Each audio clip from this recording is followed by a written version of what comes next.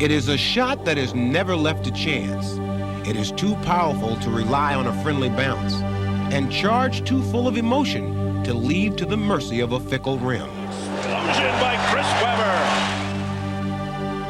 It is called the jam, the stuff, the slam, and a host of other vivid names. But most of all, the dunk is basketball's purest shot, its most direct form of self-expression.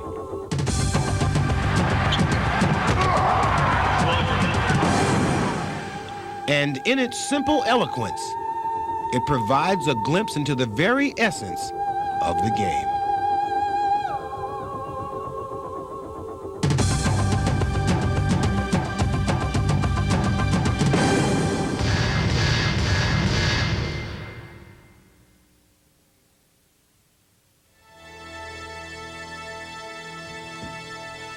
In the NBA, there are epic battles. There are classic confrontations and rivalries that span the decades. But that's not what this tape's about. This is about dunking. It's about getting the fans out of their seats. It's about having fun. I'm Julius Erving. When I grew up watching the NBA, you'd have maybe 2 or 3 jams in a game. The league's changed a lot since then, and so has the dunk. Now guys wave the ball around, slam behind their heads in more ways than I care to count. But it all started like this. In the league's earliest days, the game was played primarily below the rim, and the dunk was little more than a novelty. But as the players got bigger, so too did the role of this high-percentage shot. But the dunk would become more than just an efficient method of scoring. In the hands of the league's increasingly athletic stars, it became a creative statement. And perhaps no one did more to further its artistic development than Michael Jordan. And gets it away to Jordan. Oh, showtime for Mr. Jordan. The Bucks 9-0 here. Oh! One bounce dribble now to Jordan. Michael in for the left side, jammed it right over Rollins. Michael Jordan. Oh! Michael Jordan in for the left to the hoop, jammed it. Oh, he tomahawked over Randy Brewer. From the moment he entered the league, Jordan set about redefining his trademark shot, and using his awesome skills and a flair for the dramatic, he quickly brought it unprecedented attention. Jordan will hammer. Oh, hammer, and he did it. He lobs for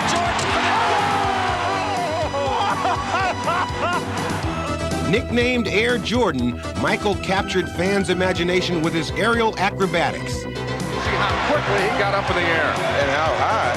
Oh, he floats high into the air. Once he get up there, then he say, well, I don't know if I want to shoot it yet. Maybe I just hang up here for a while, you know, up in the air and just sit back. Look at the air, look at the hang time, look at the flying motion. Jordan suspended in air. That's beautiful. Breathtaking. Jordan was thought of as almost a superhero, and the dunk was his magic weapon. Come on, Jordan, fly. Here he goes! Makes it look so easy. So easy. I mean, so graceful, like a ballerina. That's ridiculous, that's so good. Together, Jordan and the dunk became international sensations. And Michael Jordan put style in the game. He stuck the tongue out. He wore the big shorts. Now every kid in America has done that. And the fans were not the only ones who were taking note. Jordan trying to shake off Starks. Oh, what a move by Jordan. It counts. He's just simply amazing. You watch him and he do something, Michael Jordan came flying out of the sky. and you be like, I wish he could do that again. Oh, yes, here comes Mike. And sometimes I would just stand there and just, you know, I know he's going to do something crazy, so I just stand there and watch. Jordan drives again. Michael Jordan. I've seen him do things that you can't even dream about doing. How does he do that? How does he do that? I've seen him go up on one side of the lane, get bumped, still up in the air, twist the ball, do all this in the air. Michael Jordan at his best. There's very few people on this planet that can do this. People can't do that. And as Michael took the dunk to new heights, he also launched a new wave of innovation, as the players who marveled at his exploits would also attempt to emulate them. When Michael came into the league, you could see guys watching him and what an impact he had on them. All of a sudden, everybody wanted to add more creativity to their dunking, to establish their own style. But there's another player who also had a lot to do with adding flair to the dunk, especially open floor jamming, and that's this guy right here. When Elgin Baylor began his career, dunking still belonged primarily to the big men who operated in the paint. But with his speed and athleticism, Elgin added flair to the shot by using the entire court.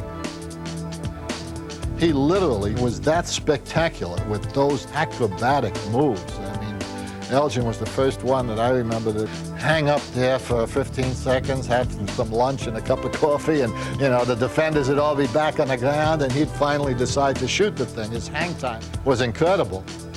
Building on Elgin's success, another supremely talented forward would continue to push the dunk's evolution. Attacking the basket with reckless abandon, Dr. J helped make the slam a marquee attraction. There's no greater player in the open court than Julius Erving, ever. If Dr. J got to the open court and dunked a basketball, it didn't matter what the score was. Everybody in the stands felt that they got their money's worth. They saw the doctor. As Dr. J became one of the NBA's most heralded stars, other players began to adopt his full-court style. I mean, I patterned my whole life after him. Matter of fact, when he was going out of the league his last year, you know, I thanked him for all the great times he's given me and how I appreciated his talent. Like his mentor, Dominique Wilkins became one of the league's most exciting open-floor dunkers. Nicknamed the Human Highlight Film, he displayed a dazzling repertoire of acrobatic moves. Oh, my goodness! Did you see that jam? I don't know how he did that. Dominique! When I was younger, I was, especially in the open floor, I thought about always doing something crazy. Here's gonna be a show. I might windmill it. Look out. Wilkins on the loose. That's freaky. Dunk it backwards. Back to Dominique, he jams! In the open floor, I felt like I was in my own world. Showtime! Wilkins, look out! Oh! The great thing about Dominique was every game, during the game at some point I would say, man, he can't top that one.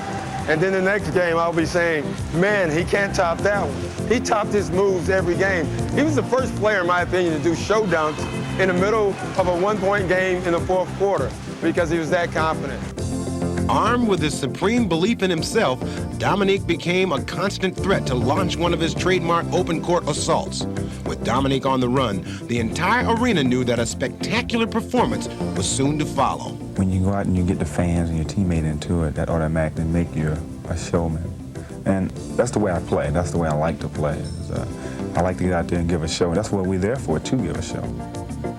With his sensational jams, Dominique was able to instantly change a game's momentum. It is a talent that Shawn Kemp has also made devastating use of. This guy is like a hurricane. I mean, you can see him coming a mile away. You can see a storm building on the horizon. You feel his breeze before he gets there, and when he gets here, he rains down on you. I mean, it is as simple as that. Oh, he went airborne, defying gravity, laid it down with two hands, baby. What a play! The Rain Man has struck. Big, strong, and incredibly agile, Kemp uses the court like a runway for his personal air raids. The interception up to the races.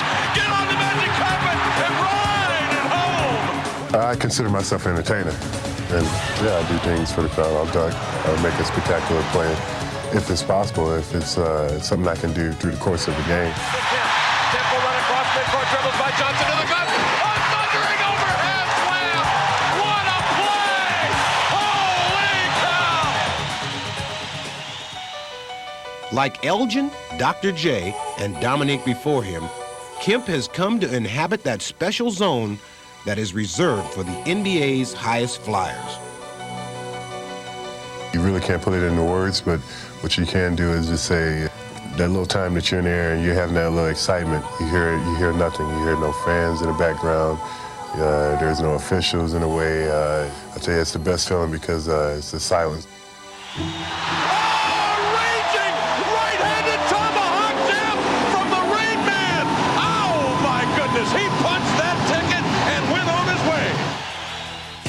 The thing about Sean and Dominique is that they can be just as creative in traffic as they can be when they're all alone, ahead of the field, or in the dunk contest. I always felt that I rose to the occasion when I was dunking in a game. Having to be the defender gave me that extra adrenaline. Well, I'll tell you, when you're all alone in the spotlight, everybody's watching you. It's a different kind of excitement. In 1976, the spotlight was very much on Dr. J as he entered the first dunk contest as a heavy favorite. Facing off against other ABA stars like Artis Gilmore, George Gervin, and David Thompson, Julius reached back for some of his vintage aerial gymnastics, including one of the most memorable dunks in contest history. Special situations, special occasions, merited a little drama. You know, you don't have to think that long and that hard about it. You just do it.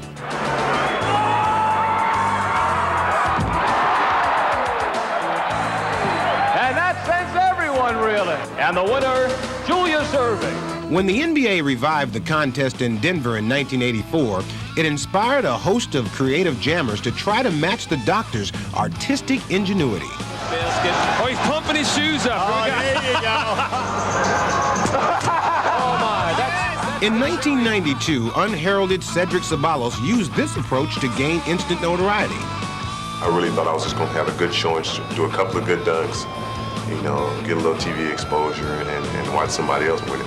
Ceballos, good bounce. Oh, yes. I'm surprised. Great move, great.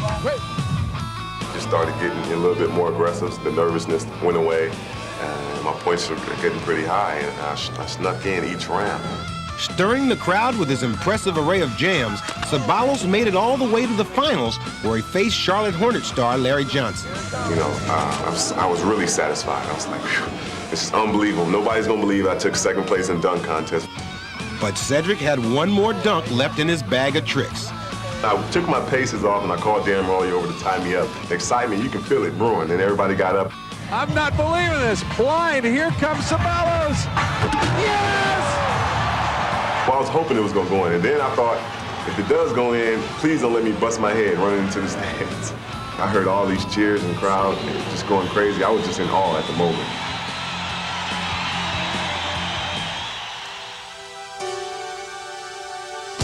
The next year, the contest would move to Utah and find a new favorite in a 6'4" rookie guard. My pick is Harold Miner. Who's your pick, Larry? Harold Miner! Miner would not rely on a blindfold, but rather on his explosive leaping ability and thorough knowledge of dunk history. You know, growing up, I mean, I really enjoyed, you know, getting up and, you know, exciting the crowds, with my slam dunking. I kind of imitated everything that they did, from Michael to Doc, Connie Hawkins, Dominique, all these guys. These are my heroes. Miner would be challenged by a cast of intimidating veterans, but in the end, it would be the precocious rookie who would emerge victorious.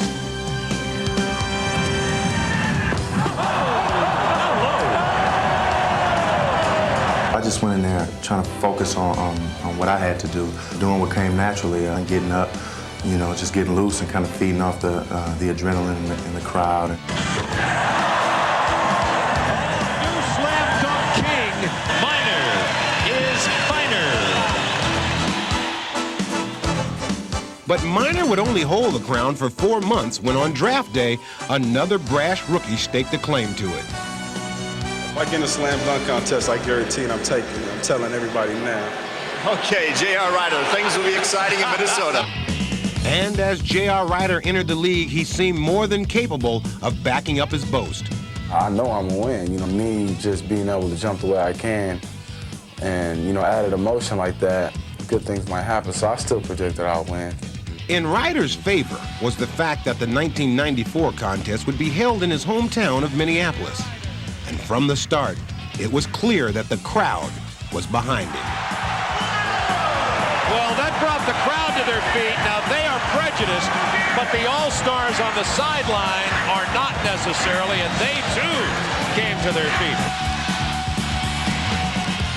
So he's got one dunk down. The two that are down, counting this one now, however, have been the most spectacular. The show would belong to Ryder as he dazzled even the toughest critics.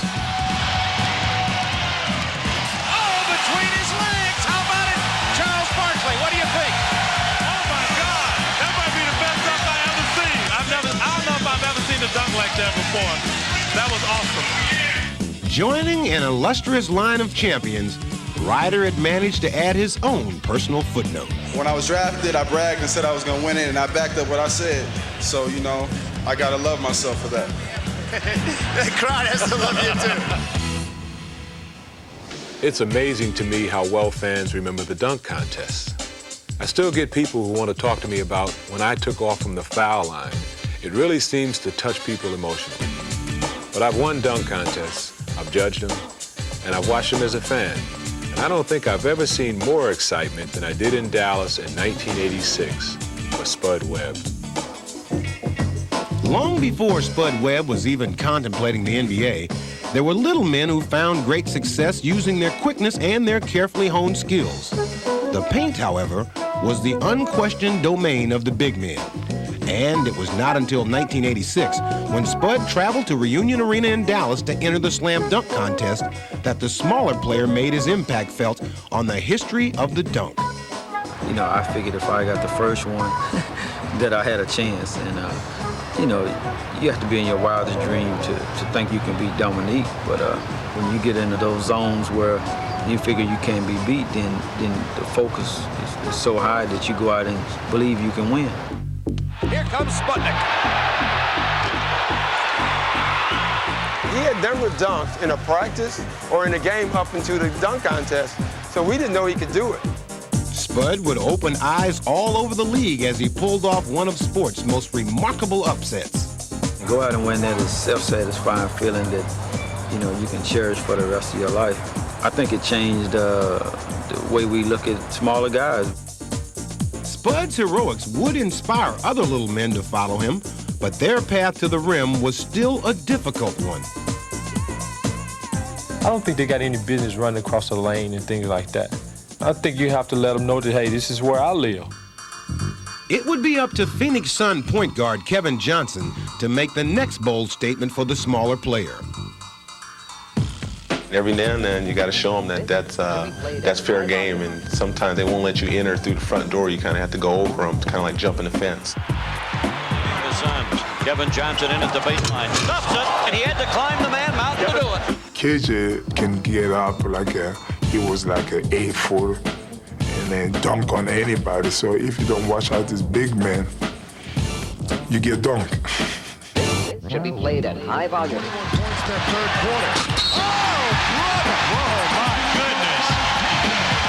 What a drive by Kevin Johnson. Following KJ's lead, a swarm of little men would now aggressively take to the air. You know, as guard, you know, you have to find those openings, and once you see it, you just have to go. Starts with the step. I love taking it over the top. If a big man is there, that's even more satisfying.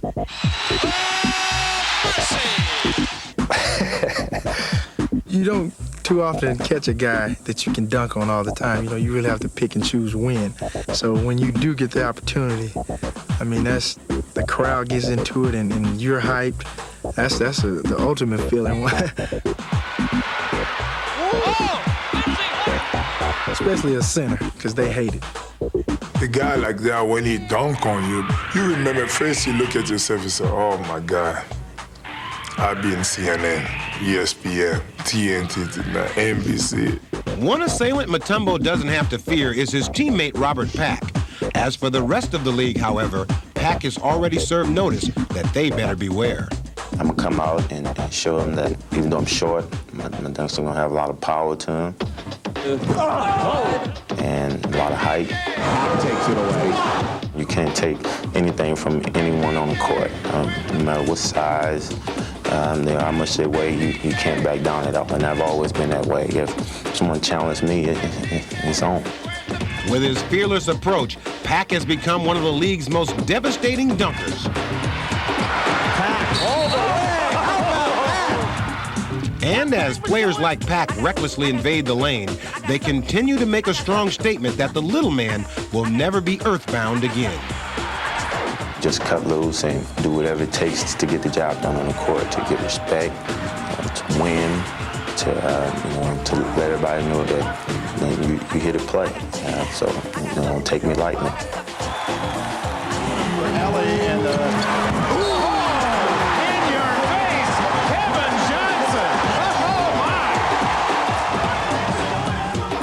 The little guys are great to watch because their feet get so high off the floor. It really looks like they're flying. But if you want to see someone bring the house down, you got to go with the big guys. They're not interested in taking off on one foot, floating through the air. When they jam on you, you don't stand around and admire it. They are basketball's most earth-shaking force. Powerful men who wield the slam like a sledgehammer. And from the moment they step out on the floor, they seem to be in the grip of a dunking frenzy. It's just like a metamorphosis. Something just takes over, and I just have to throw it down hard. I don't know what it is. I can't control it. And when it comes to power dunking, Shaquille O'Neal is widely regarded as the state of the art. Driving, backs in left on McDaniel. He missed the shot. O'Neal jams it in. He leaves McDaniel in his wake on the floor. He sort of said, well, couldn't you stop that big fella? I don't know if there's a man alive that could have stopped that slam. What a power slam. Beautiful play. Now you've got a guy comes in the lane who has force like the Terminator. Fast Scott. O'Neal foul and scoring. He is ferocious. Skiles fires it low to Shaq. He turns and shoots, no good. Gets his own rebound back and dunks it. He dunked it on Olajuwon. I'm 7'1", 303. And if I can get the dunk 10 out of 10 times, I'm going for the dunk 10 out of 10 times. Oh, what a move by Shaquille O'Neal, and you get the idea he feels he can do whatever he wants. But though Shaq may be today's most celebrated practitioner of the power slam, it first gained popularity in 1959 when Wilt Chamberlain began to overwhelm opposing centers. Just physically, he was bigger, stronger, faster than anyone's ever played. I mean, it's not even close. Once Wilt got anywhere around the basket, it was you could hurt your head if you happened to be standing underneath the net. Very few centers in that era had much success in keeping him from doing it. Following Wilt's example, other big men adopted his forceful approach, and the NBA began to reverberate with rim-rattling jams. Keeps it alive. Over for Warden. Lucas for the steal. Warden. And by the time the league entered the 80s, power players were expected to deliver their signature shot. Chuck Davis told me, he said, well, you spoil these people. If you go in the game, you got to dunk. If you don't dunk, hey, they're upset. You know, so we just got to get some plays to get you the ball right there where you can do your thing. Away from the ball. Here's Dawkins. Oh, what a muscle move. Now that was a monster jam. But those centers may have brought it into fashion. Power dunking is not confined to the pivot. There's McKeskey open, a good shooter. Not this time, though, and Barkley a rebound.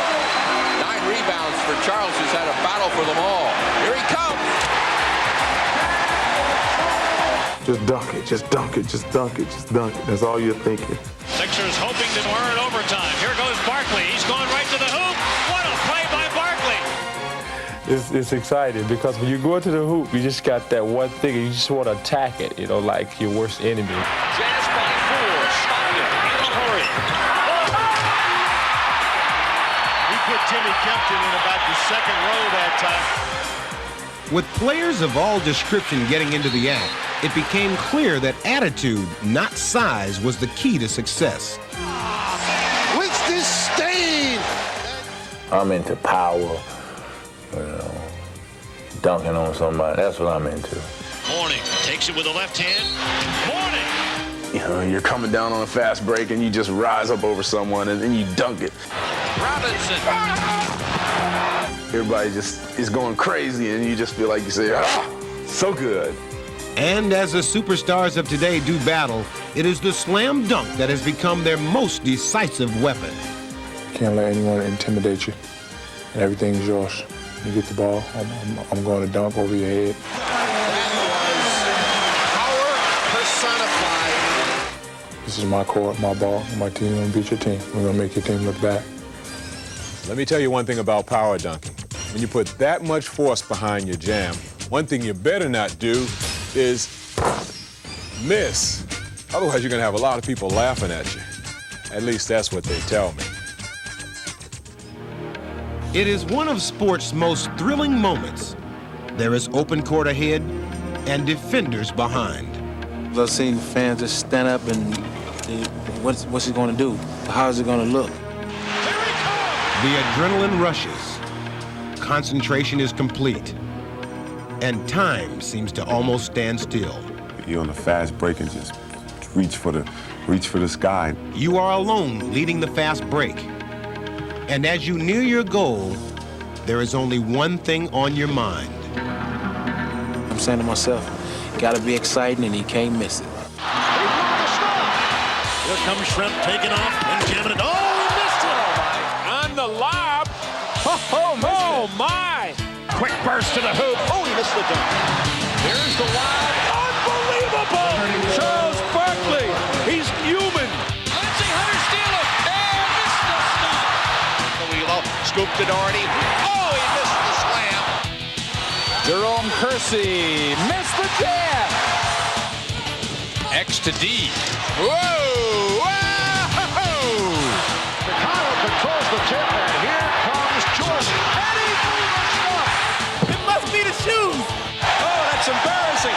When you miss a wide open gym, it's the most embarrassing thing in the world. It's like tripping and falling on your face in the middle of rush hour. You know that 18,000 fans are watching you in that stadium, let alone the people that are watching on TV. I mean, if you want to really be known as a good player, you don't miss dunks. He's by midcourt. Buckle up, baby! Oh! It either slips or you just miss it. Underneath,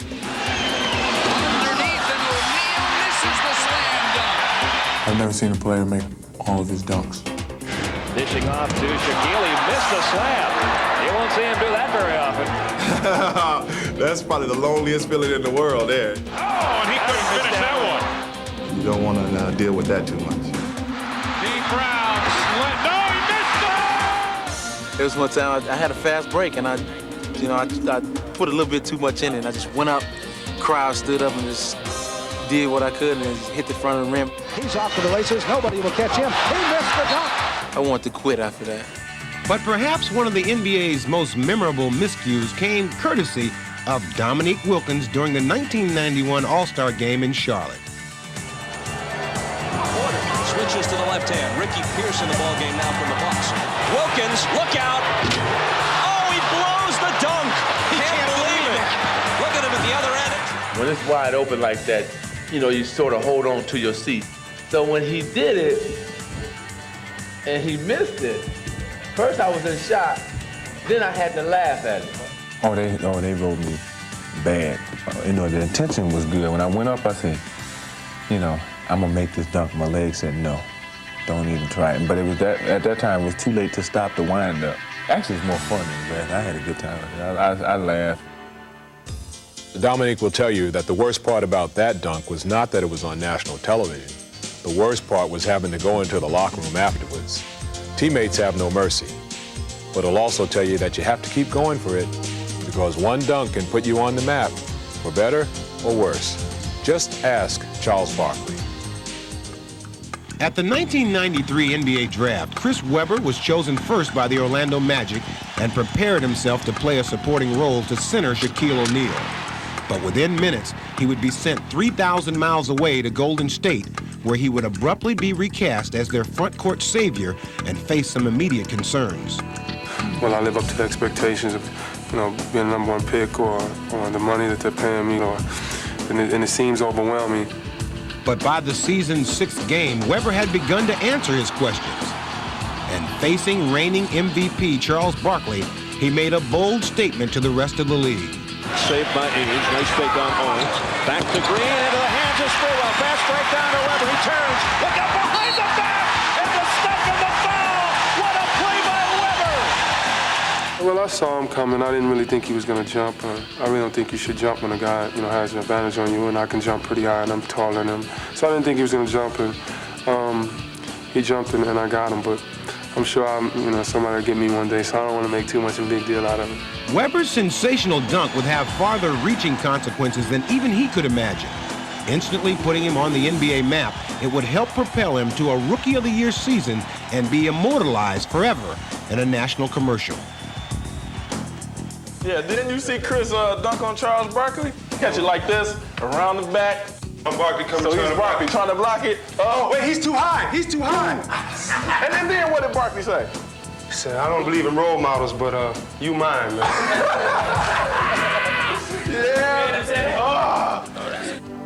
But while Weber rose quickly to stardom, John Starks often seemed like he'd never get there. After putting himself through college by bagging groceries at a supermarket, Starks was left undrafted and relegated to the CBA. He would eventually latch on with the New York Knicks, where his ferocious determination helped him become a starting guard in the NBA. But in 1993, the Knicks would face the Chicago Bulls in the conference finals, where Starks faced the seemingly overwhelming task of matching up with Michael Jordan.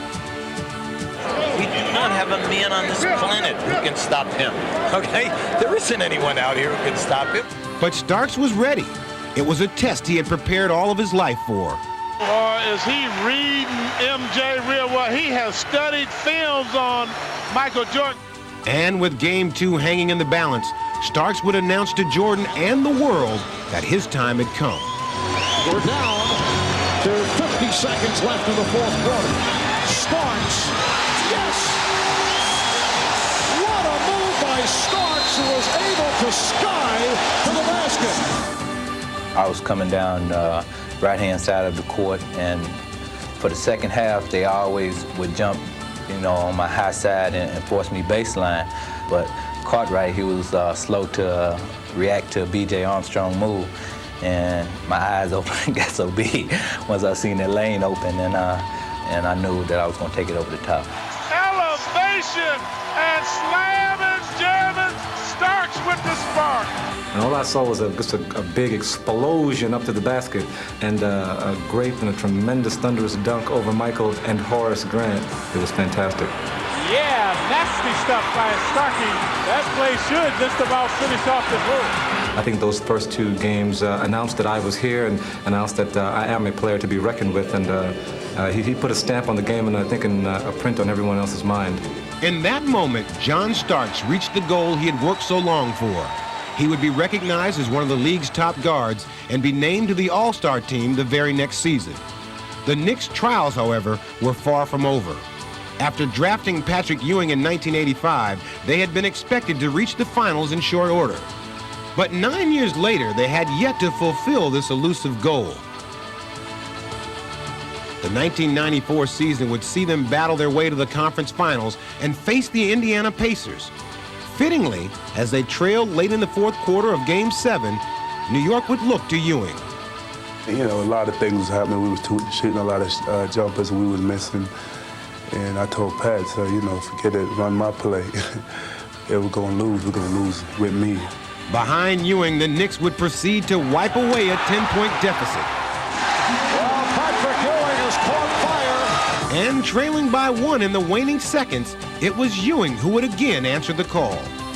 Starks behind the pick by Ewing. Takes it all the way to the basket. Put it up too hard. Ewing follows with a slam. Ewing has been magnificent tonight. All you see in that clip is his arms and his forearms just about at the rim. I remember seeing it very clearly and him coming down, slamming it through with two hands.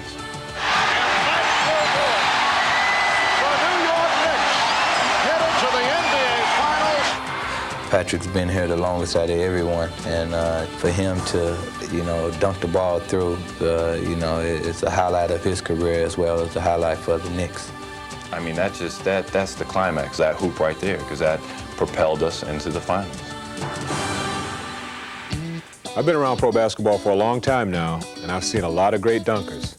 But the guys coming in now are truly unbelievable. They've seen the jam evolve as they were growing up, and they've all been dreaming about the crazy dunks that they want to do. So when they get their chance in the NBA, they are ready to put on a show. As players grow up, they look up, watching the generations before them and adding their own personal style. And when they follow in the footsteps of their one-time idols, they are ready to push the creative boundaries of their craft. The dunk is what people pay attention to. I've talked to Julius Erving, I've talked to Michael Jordan, Dominique, and all those guys. The dunk is the first thing people look at. Now Kemp going to the hoop. Wow! Now that is attacking the basket. That's just what I'm talking about with Sean Kemp. If anybody talk about a younger generation, everybody talk about when a league is laying on the shoulders of this younger generation, this guy. I want to be one of those guys.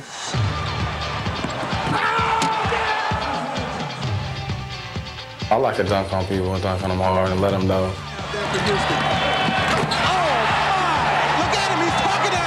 And I think that's what it's all about. Most of the guys in the league are doing that now, dunking hard on people so they won't jump next time. Ejected coast to coast, Ryder goes up high! So that's what it's all about. You're trying to make a statement. Mourning drives to his left, slams it home, and a foul is called on Houston. Especially to the other team. Here's Mourning along the inline. Oh, man, O'Malley raises up. They don't really shake my shooting jumpers.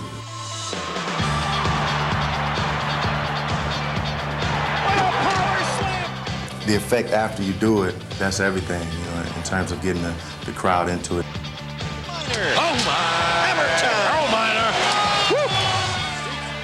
They call them the New Jacks, and, you know, they are back. I mean, they're around. I think it has elevated the game of basketball. I mean, there's more excitement to the game, and this is entertainment, and whether we want to face it or not, if you don't like getting dunked on, well, you shouldn't be playing. And as this electrifying new wave of performers vie for the spotlight, they challenge each other to reach even greater heights. I got skills, you got skills. You know, let's match them. Followed by Johnson. Every time I see him dunk and I'm in competition with him, it just raises me up that much higher. He steals the show if you let him. So you just got to try to match a guy like that who has unbelievable talent like that. When I play against top guys, adrenaline helps a lot. You jump a little bit higher. It's your ball, your court, your everything. That's how you should play. Play mean.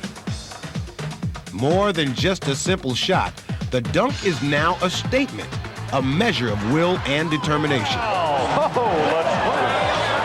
We're underway. What a move, right off the bat. You got to go in there, earn your respect, and get your respect, and that's one way of doing it. Out for the Mavericks. Mashburn to finish. And the competition seems to be getting more intense. So that's the main thing. I want to keep driving, just keep practicing, keep learning as much as I can. 4-on-1. Oh, brother! It's just a matter of continuing to work and just getting that opportunity. That was a cloud piercer for Mike. And as the kids of today marvel at these young stars, they prepare to take the dunk even further in its often breathtaking evolution. An explosion by Chris Webber. Look out! I love watching the young guys jam because you never know what they're going to come up with. That's the great thing about dunking. It's all creativity. Each player has his own style, and the guy I'm going to leave you with is the perfect mixture of power and grace. He has it all. He can float. He can throw it down hard. He's just, all right, it's me. Relax and enjoy the rest of the show. From the University of Massachusetts, number 6, captain of the Philadelphia 76ers, Julius the Doctor Erving.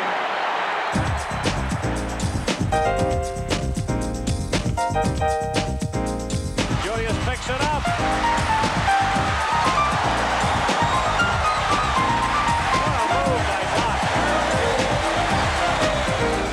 What goes around will come around. Sounds escape, sublime and climb, defined by the moment of inspiration, creation in motion. Rhythms divide, chords collide, and thoughts fly. We're getting back to basics.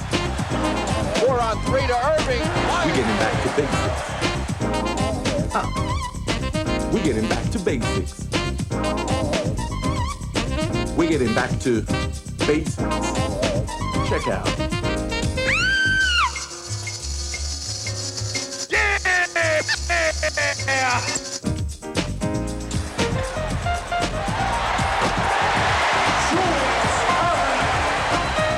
Talking about a music for the mind, heart, and feet. Complete free expression to communicate, elate, and assimilate with a lyrical rhyme. Time after time, I'm feeling fine, staying in line. I'm getting back to basics. I'm getting back to basics. I'm getting back to basics. 3, 2, 1,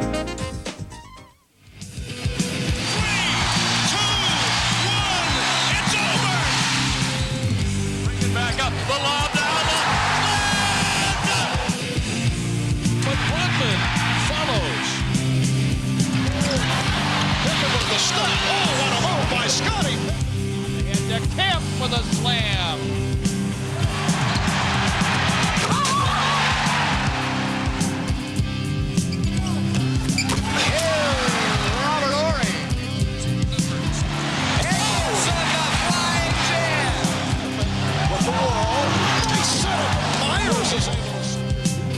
Jason Williams drives and dunks.